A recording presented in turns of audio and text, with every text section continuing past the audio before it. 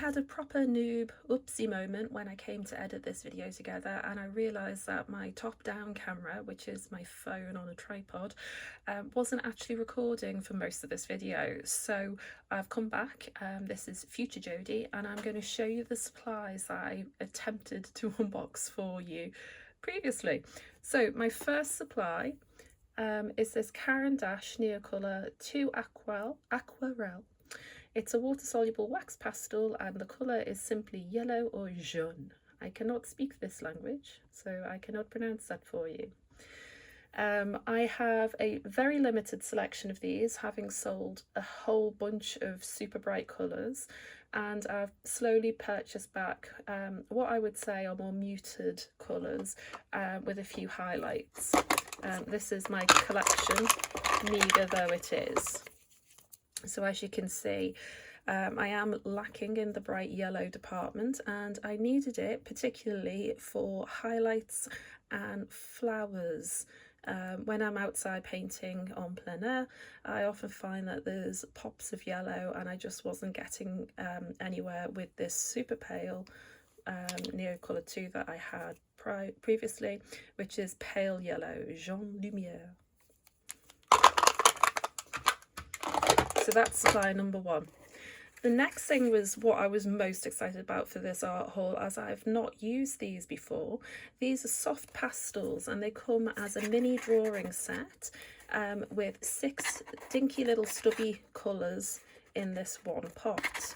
If I can get the band off. Oh, good lord, how many oopsies am I going to have? Right, there we go. So this is the palette. We've got greys, ochres, browns, blue greys, and pretty much near as damn it black colour, which I purchased with the idea of using for landscapes primarily. I absolutely love this colour palette. It's nice and muted. There's nothing intense there at all. I hope to use these to push backgrounds backwards, to give misty effects, for waterfalls, highlights, definition, that kind of thing, rather than to use for a whole piece.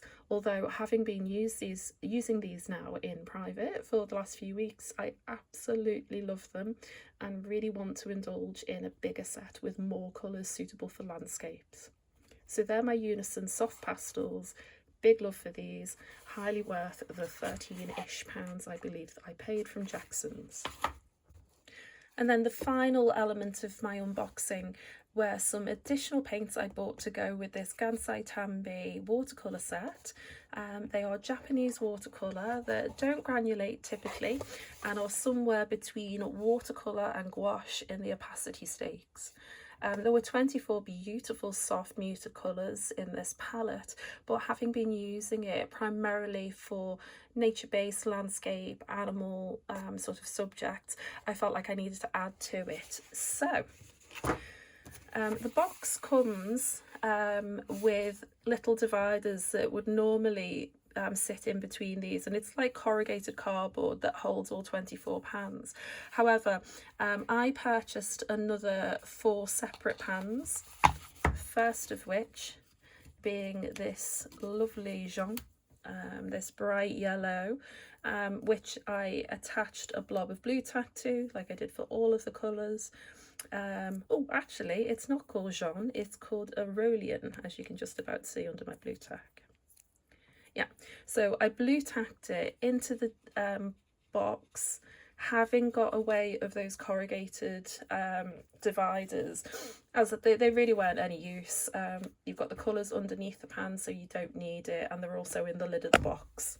So I got rid of the corrugated cardboard dividers, and as you can see, there's room for a full row and just a little bit more on top. So I do wonder, if I turn them 90 degrees, if I could fit another row in, but I digress. I may be just getting greedy.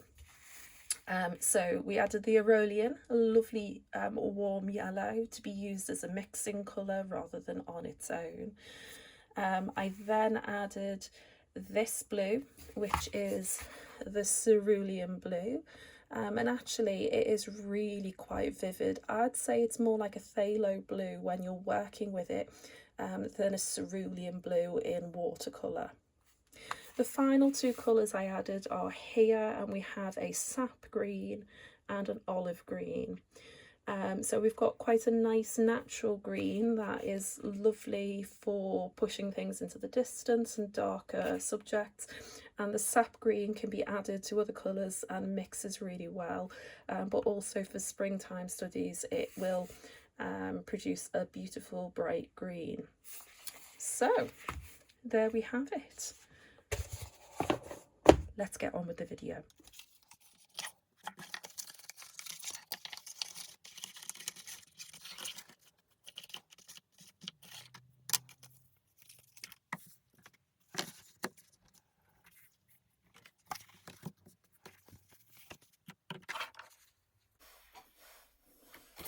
So let's start with the crayon first. So Caran d'Ache Neocolor IIs are the watercolour version of their pastels.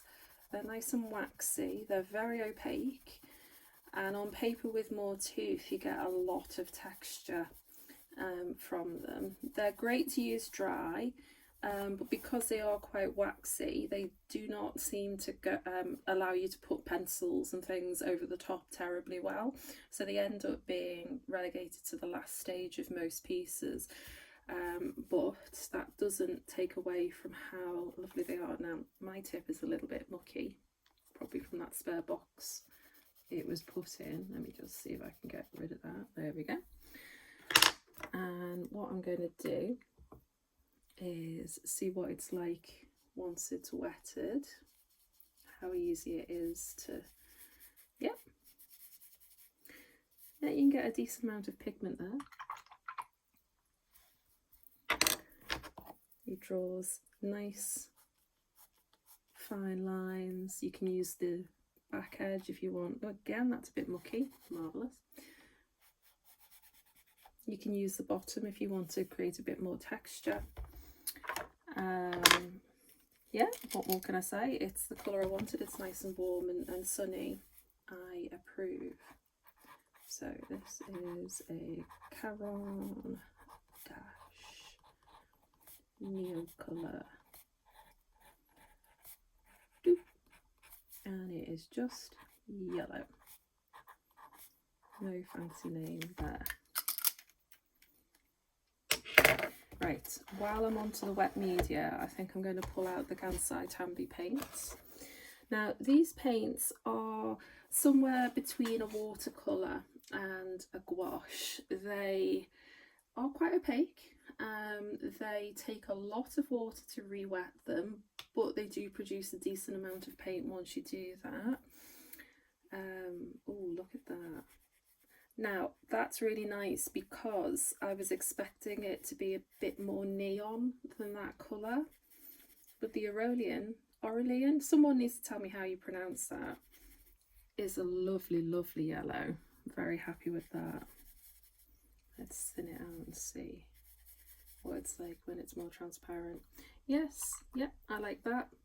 That will fit in nicely to this palette because it was really missing a more mixing yellow. I think this is the green gold, and it's a very pale sort of mossy olivey green there that they don't really fill the yellow gap in the palette otherwise. Now I'm not swatching the whole lot out, but I will swatch the brand new ones out. And the interesting thing about this cerulean blue is I normally think of cerulean as a greener blue, but it looks very, very dark in the palette. More like an indanthrone blue, if you know what that colour looks like, or a more blue version of indigo. On the page, it's coming out as more like a phthalo blue, I would say. A phthalo blue-green shade, so it's leaning towards the yellow end of the spectrum as opposed to the red. Watered down, I could see that being a very useful sky colour, but in its mass tone, when it's thickest, that is a very bright blue, and that is much brighter than I was expecting. But if it is a phthalo pigment, they are super intense and pigmented, so that's probably why. Now this one is my sap green, lovely and creamy to use. And yeah, that's perfect. That's exactly what I wanted. The reason being that the colours are so muted in the existing palette that they're beautiful, but if you do need a brighter colour, you just can't mix it, especially without a yellow. So I've bumped up my greens by adding the sap, and to add a bit more water, the olive green. Oh, look at that. That is beautiful. Really enjoy that. Oh gosh, that is lovely. I think that might be my favourite colour so far out of the paints that we've got. So I'm going to leave that to dry and then label it up and come back, and then we're going to test out the pastels.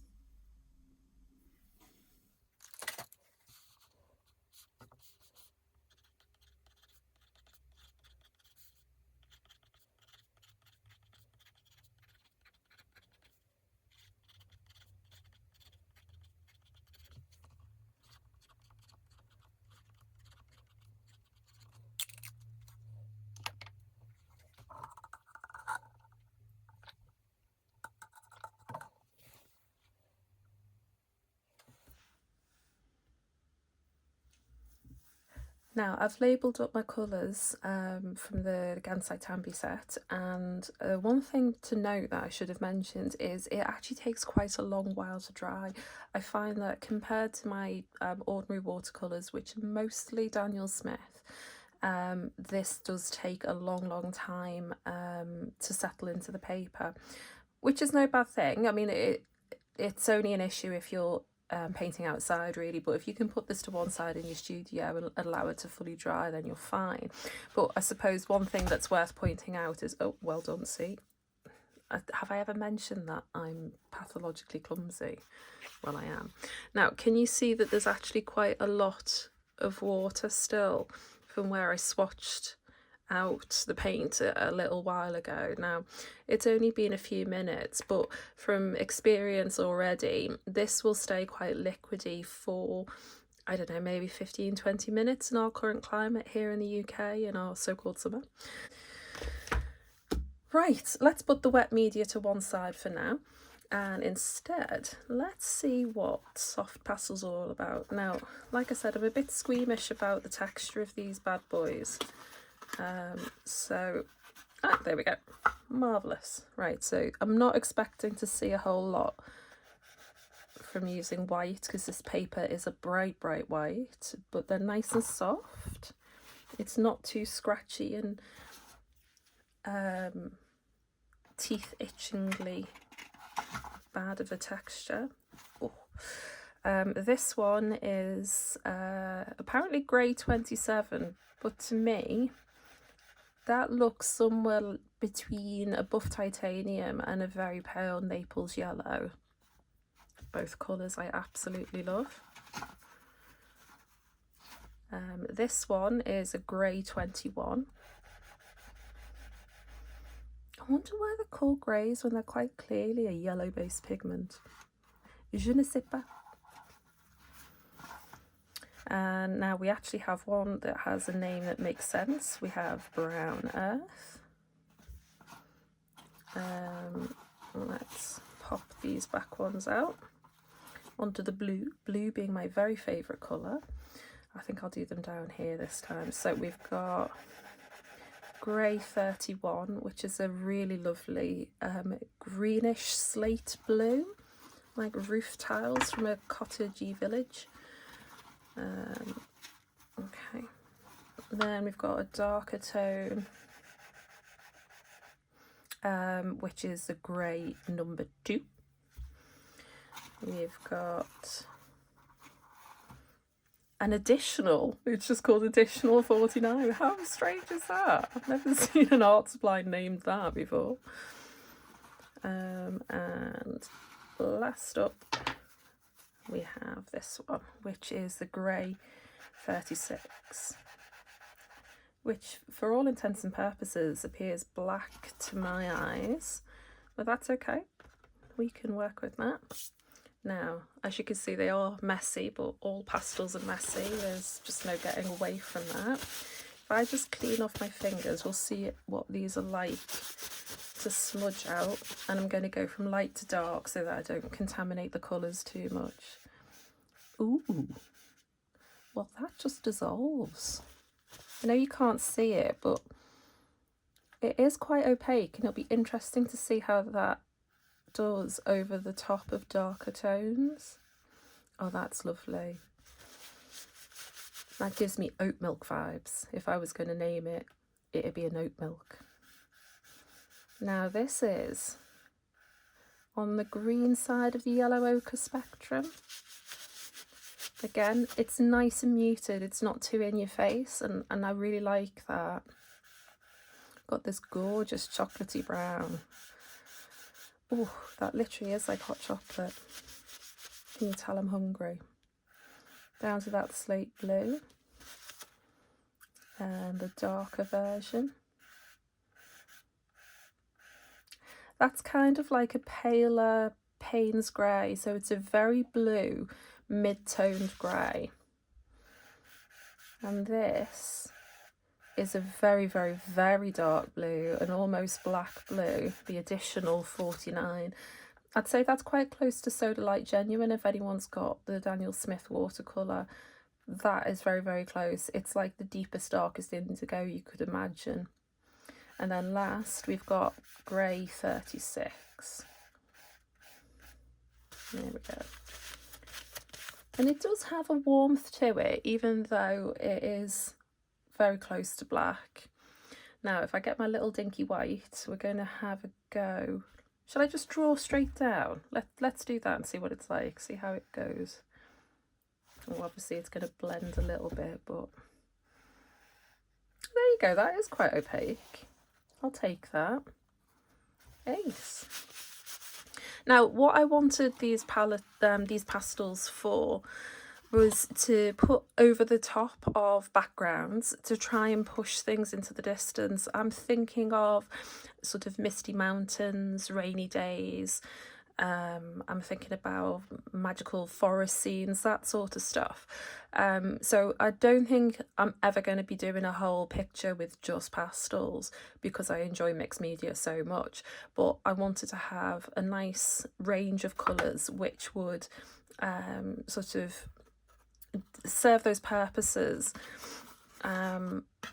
without having to like indulge in buying a whole set of them. I just wanted enough to get playing with them, really. I didn't want to buy tons because, like I said, they are really quite expensive. I think it was about £13, maybe £13.40 from Jackson's for these 8 little pastels, and some of the larger sets can definitely rack up into the hundreds of pounds, so the prices do vary quite a bit.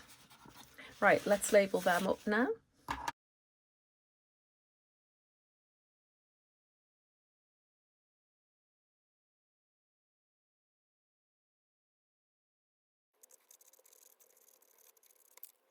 Okay, so it's been about 10 minutes and it's still a little bit damp, but this is just the swatch page, so it really doesn't matter to me. So what I do is I'm going to pop in a sheet of, this is just tracing paper. I tend to have piles of scrap paper dotted all around my studio. I'm just going to cover that up and I'm going to close my pad over and not be concerned about any smudges, because like I say, those pages are kind of useless anyway. I don't really know what one would use them for.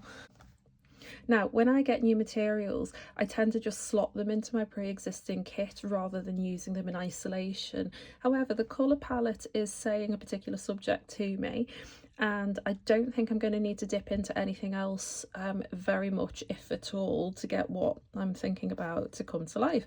So what we're going to do is I'm going to start painting. We'll pop you on time lapse and I will pop back in to let you know how I'm going.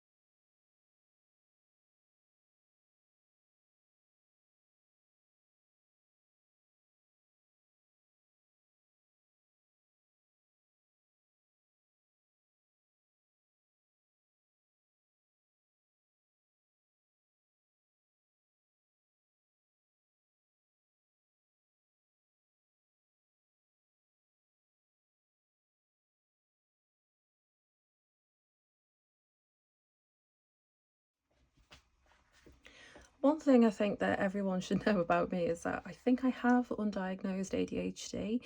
I went indoors to grab a drink while I was waiting for these to dry, and then I got somewhat distracted and ended up making meringues. So it's been quite some time since our last meeting on this video, but never mind, at least this is dry. And my meringues are in the oven. Now, what I wanted to do to finish is add on some extra tones. Now, I've got this almost white sort of, like I was saying, I think it's closer to a Naples yellow. And I'm going to give some of the petals just a smidgen of a highlight with this lovely colour. One of the great tips, the best tips that I've ever heard in art was that using white is a little bit too much for a lot of applications when you want to highlight, and that you should always add just a little bit of tone to your colour, to your white when you're trying to highlight an area or emphasise it, because it looks much more natural. And honestly, that once you've seen it, you can't kind of unsee it. It is really obvious that white sticks out like a sore finger. Now I'm using this sort of greeny colour, greeny yellow, in the darker areas of these petals, trying to give the impression of multiple leaves. In fact, let's have some pointing backwards here. There we go. And I might come back in with my Neocolor, see how that goes over. So it's not really obvious, but it's not too bad. There we go. That's it.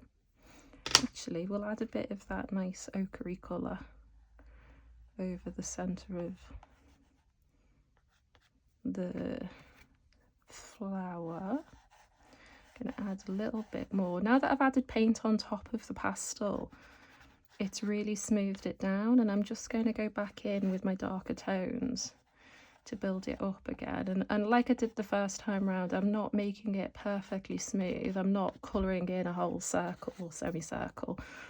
I'm just making some marks to give the suggestion of the sunflower seeds rather than blending it until it's perfectly smooth. Now what I might try is using this darker of the two steely blue colours on the leaves and see what sort of effect that has, because I don't have a green pastel, but it might add just a little bit more definition, and I do like that. Let's try the white, and I will blend this in, I think, with my fingers and see what happens. So okay, well, that's quite nice. That's softening it. Don't want to get rid of all of that lovely texture that the pastels leave on the page, even on this smooth paper, but I do want to leave some of it. There we go. Right, I'm just feeling like this is a little too dark. It needs a little bit of a highlight. What I might do is, where I've just put that little white splash, is add in a little bit of that ochre tone. There we go. And actually, I'm pretty happy with that. I think that's my sunflowers done. So there we have it, the finished piece. Let's pick it up and so you can see a little bit more of the detail. Lots of lovely texture. The sky has dried with a little bit of granulation, which I think is partly due to the paper stock, not just the paints, because these Gansai Tambi paints don't really granulate all that much. But yeah, lots of lovely texture. I've got that overall frilliness of a sunflower that I really like. And yeah, I am happy with them. So there we go. Right, well, thanks for joining me on Patreon. It's an absolute pleasure to have you here, and I hope to see you again soon. Have a creative day and take care. Bye.